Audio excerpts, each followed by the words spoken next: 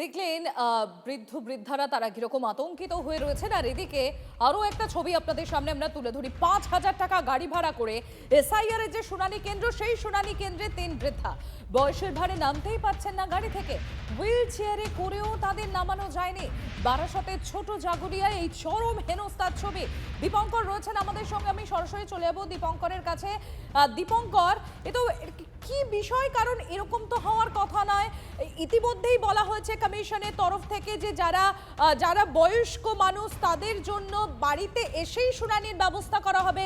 সেক্ষেত্রে বিডিও তাদের সেই গোটা প্রসিডিওরটার মধ্যে তারও সেখানে সহযোগিতার কথা ইতিমধ্যেই বলা হয়েছে নির্বাচন কমিশনের তরফ থেকে। তাহলে কেন এই ধরনের ছবি উঠে আসছে দীপঙ্কর? দেখো, একদমই তাই। তোমাকে সবার প্রথমে দেখাই এই যে হুইল চেয়ার, এই হুইল চেয়ারে করে গাড়ি থেকে নামানো যায়নি। হৃদয়পুর থেকে এসছেন শোভারানী ভৌমিক, যার বয়স ৮৫ বছর, কিন্তু বিএলও তাকে বাড়িতে বসে করে দিতে অস্বীকার করেছেন। উনি ভালো করে কথাও বলতে পারছেন না। তাও একবার চেষ্টা করব। আপনি কোথা থেকে আসছেন? বয়স কত আপনার? ওনার আত্মীয়র সঙ্গে কথা বলি তাহলে। ভিডিও বিএলও কেন বলেনি যে বাড়িতে করতে, কি বলেছিল? আচ্ছা, উনি যেটা বলা হওয়ার পর উনি বিএলও বলেছেন এখানে নিয়ে আসতে, নিয়ে আসার পর উনি বাড়িতে এসে ৮৫ বছর বয়সে তো বাড়িতে হয়ে যাওয়ার কথা কিন্তু হচ্ছে না। কোথায় কোথায় তারা বাধাপ্রাপ্ত হচ্ছেন একটু যদি জানতে পারো। কোনো কারণেই হোক এখানে নিয়ে আসতে বলেছেন, নিয়ে এসে এখানে এসে হয়েছে, এখানে এসে হয়ে গেছে। এখানে এসে গাড়িতে এসে এখানে বসে গাড়িতে করে দিয়েছে। এখানে বলার সঙ্গে সঙ্গে না করে দিয়েছেন। না দীপঙ্কর, কিন্তু এখানে পাশাপাশি আরো রয়েছেন যাদের গাড়িতে সঙ্গে বসে কেন হবে? ৮৫ বছরের বৃদ্ধ বা বৃদ্ধা, নির্বাচন কমিশনের স্পষ্ট নির্দেশিকায় উল্লেখ রয়েছে। তারপর বাড়িতে গিয়ে যথারীতি সেক্ষেত্রে তাদের হিয়ারিং হোক, যাই হোক, সেই কাজ সম্পন্ন হবে। কেন বাড়িতে করা গেল না আপনাদেরটা?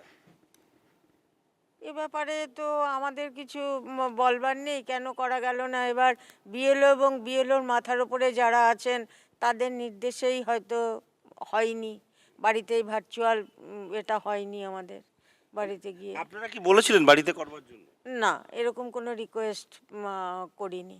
বরং বিএলও বলেছেন যে কষ্ট করে একটুখানি আসুন, আসতেই হবে, আমরা সহযোগিতা করব। এবং সত্যিকারেরই বিএলও সহযোগিতা করে গেছে। সেই সহযোগিতাটা গাড়িতে বসে হয়েছে। সেই সহযোগিতাটা গাড়িতে বসে হয়েছে। আরো একজন রয়েছেন, তার সাথেও কথা বলার চেষ্টা করব। তিনি বারবার তার শরীরটা ভালো লাগছে না, শুয়ে রয়েছেন বলা যেতে পারে গাড়িতে। কি হয়েছিল, কেন আপনাকে আসতে হলো, কি বলেছিল বিয়ে? না, আমার একই কথা, দিদিকেও যা বলেছে আমাকেও তাই বলেছে। সেই জন্যই আমরা এখানে এসেছি। অনেকটা দূর থেকে আসতে হয়েছে আপনাদের? একই, এই কৈলাসনগর থেকে আমরা সব এসেছি। এই যে গাড়িতে বসে করলেন, এই সুবিধা ছাড়া আর কোনো সুবিধা পেলেন? না, আর কোনো সুবিধা পাইনি, গাড়িতে বসে করেছে। আপনার কি মাথা ঘুরছে বারবার? আমার শরীরটা খারাপ লাগছে। এই যে আসলেন, এটাও মাথা ঘুরছে। এবং আত্মীয়রা যারা নিয়ে এসেছেন তাদের কাছে যদি একটু কথা বলি, কতটা পরিশ্রম করতে হয়েছে আনতে?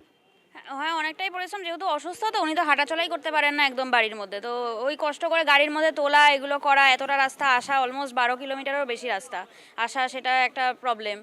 তো কষ্ট করেই আসতে হয়েছে। বাট আপনারা কি বিএলওকে আলাদা করে রিকোয়েস্ট করেছেন? হ্যাঁ, আমি পার্সোনালি বলেছিলাম কথা বিএলওর সাথে, যেহেতু আমার মায়ের এই কেসটা রয়েছে, উনি তো হাঁটতে পারেন না। তো কিন্তু বিএলও বলেছিলেন যে আসতেই হবে, না হলে না পরবর্তীকালে প্রবলেম হতে পারে, নাম বাদ আমাদের এদিকে হয়ে নজর যাবে। থাকবে দীপঙ্কর, আপাতত তোমাকে ধন্যবাদ।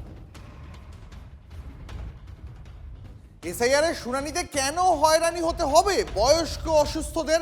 কেন সাধারণ মানুষের হেনস্থার দায় নেবে কমিশন? কেন পর্যাপ্ত ব্যবস্থা না করেই শুনানি শুরু?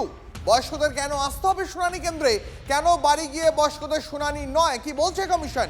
কথা বলবো। আমাদের প্রতিনিধি শ্রাবন্তী এই মুহূর্তে আমাদের সঙ্গে রয়েছে। শ্রাবন্তী, হিয়ারিং এর তৃতীয় দিন আজ। গোটা বাংলা জুড়ে একাধিক জেলা থেকে আমরা উদাহরণ দেখাচ্ছি, সরাসরি দেখাচ্ছি, অভিযোগ শোনাচ্ছি যে লোকেরা বলছেন যে বয়স্ক হাঁটতে পারেন না, তাদেরও ফিজিক্যালি যে শুনানি কেন্দ্র সেখানে কেন আসতে হবে? প্রশ্ন হচ্ছে কমিশনের ক্ষেত্রে কি বলছে, কমিশনের কি বক্তব্য? একদিকে যেরকম বয়স্করা রয়েছেন, ৬০ ঊর্ধ্ব যারা প্রবীণ নাগরিক তারা যেমন রয়েছেন, অন্যদিকে পরিযায়ী শ্রমিকরা রয়েছেন, একই সঙ্গে যারা এসআইআর এর ফর্ম ফিল আপ করে বিদেশে রওনা হয়ে গেছিলেন তারাও রয়েছেন। এই তিনটি ক্যাটাগরির ক্ষেত্রে কমিশন কি ভাবছে সেটা নিয়ে বারবার কমিশনের প্রশ্নের কাছে বিভিন্ন রাজনৈতিক দলের পক্ষ থেকে জানতে চাওয়া হয়, বিএলওদের সংগঠনের পক্ষ থেকে জানতে চাওয়া হয়, কিন্তু কমিশনের পক্ষ থেকে এখনো পর্যন্ত কোনো নির্দেশিকা দেওয়া হয়নি। বিশেষত এসআইআর এর শুনানির প্রথম দিন থেকেই প্রত্যেকটি জায়গাতে এই বয়স্ক মানুষ যারা তারা রয়েছেন লাইনে দাঁড়িয়ে, সেই ছবিও কমিশনের কাছে এসেছে। এখানকার সিইও দপ্তর থেকে ঠিক করে নেওয়া হয়েছে, এখানে নির্বাচনী আধিকারিক তারা বলেছেন যে 85 ঊর্ধ্ব যে মানুষরা রয়েছেন তাদের হিয়ারিংয়ের ক্ষেত্রে যেতে হবে না, বিএলও যাবেন, ইআরও সেখানে সিদ্ধান্ত নেবেন এবং বাড়িতে গিয়ে যাতে ভার্চুয়াল শুনানি করা যায় সেই ব্যাপারে সিদ্ধান্ত নেবেন। এখন দীপ, প্রশ্ন তো খুব স্বাভাবিক যে শুধুমাত্র 85 ঊর্ধ্ব মানুষদের সমস্যা, এমন তো নয়। যারা 60 ঊর্ধ্ব বয়স্ক মানুষরা রয়েছেন তারা কোথায় যাবেন? প্রথম থেকেই কমিশনে বলা হয়েছিল যে হিয়ারিংয়ের জন্য পর্যাপ্ত ব্যবস্থা থাকবে, জল খাবার ব্যবস্থা থাকবে, বসার ব্যবস্থা থাকবে, কিন্তু শহর কলকাতার মতো জায়গায় মেট্রো ইনস্টিটিউশনের ছবি আমরা দেখেছি, চেতলার ছবি আমরা দেখেছি, একাধিক জায়গায় এই ধরনের কোনো ব্যবস্থা হয়নি। কার্যত এটা প্রশ্নের মুখে পড়ছে কমিশন। কমিশনের বক্তব্য, জাতীয় নির্বাচন কমিশন থেকে কোনো ধরনের এসওপি আসেনি, কোনো ধরনের নির্দেশিকা আসেনি, যার ফলে এই ব্যাপারে আখেরে তারা কোনো সিদ্ধান্ত নিতে পারছেন না। তবে এই যে বারবার আজকের বিকেল 3টের সময় প্রবীণ নাগরিকদের সমস্যার কথা নিয়ে তৃণমূল কংগ্রেসের প্রতিনিধি দল যাবে, আজকের বিকেলবেলার মধ্যে কোনো সিদ্ধান্ত নিলেও নিতে পারে কমিশন। একেবারে এবং সেদিকে আমাদের নজর থাকবে। শ্রাবন্তী, আপাতত অনেক ধন্যবাদ তোমায়।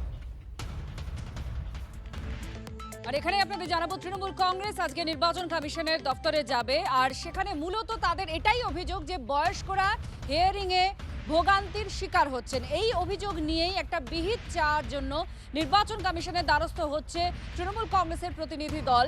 আজ কমিশনে যাচ্ছে তৃণমূল। বিএলএদের সঙ্গে ভার্চুয়াল বৈঠকে ঘোষণা করেছেন অভিষেক বন্দ্যোপাধ্যায়।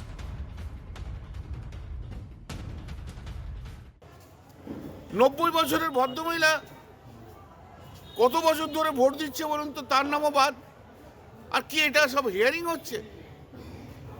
অসুস্থ মানুষকে টেনে তুলে নিয়ে যেতে হচ্ছে। আজকে তো বিভিন্ন কাগজে পড়ছি অ্যাম্বুলেন্সে নিয়ে আসতে হচ্ছে।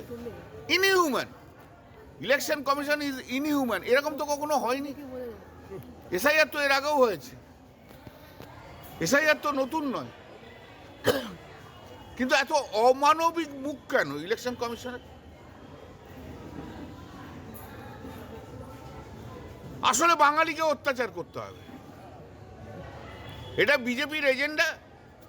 এটাও আবার ইলেকশন কমিশনের মাধ্যম দিয়ে আসছে। বাঙালিকে এরা সহ্য করতে পারে না। দেখুন, প্রথম কথা হচ্ছে যারা বয়স্ক বা অসুস্থ লোক, আমি নির্বাচন কমিশনের কাছে আপনাদের মাধ্যমে আহ্বান জানাবো তাদের জন্য বিশেষ পোর্টালে ব্যবস্থা করা হোক। তারা যেন সেখানে বলতে পারে যে নির্বাচন কমিশন থেকে লোক যেন তাদের বাড়িতে পাঠানো হয়। দ্বিতীয়ত, যে এই এসআইআর এর ফলে যাদের নাম যারা তুলতে আসছেন, তারা কেন তুলতে আসছেন বলুন তো? তারা তো ভোট দিতে আসবেন সেই জন্য। আচ্ছা, ভোটটা দিতে তাহলে ভোট কেন্দ্রে কিভাবে আসবেন? তখন অসুবিধা হবে না? তো যাদের ভোট দেওয়ার ইচ্ছে নেই, যেমন ধরুন আমার বাবা অসুস্থ মানুষ, তিনি ভোট দিতে যেতে পারেন না, আমরা এসআইআর নিয়ে তার নাম নিয়ে মাথা ঘামাই না। তো আপনি যদি ভোট দিতে যেতে পারেন, এসআইআর দিতে যেতে পারবেন না কেন? আমি তো এটা বুঝতে পারছি না।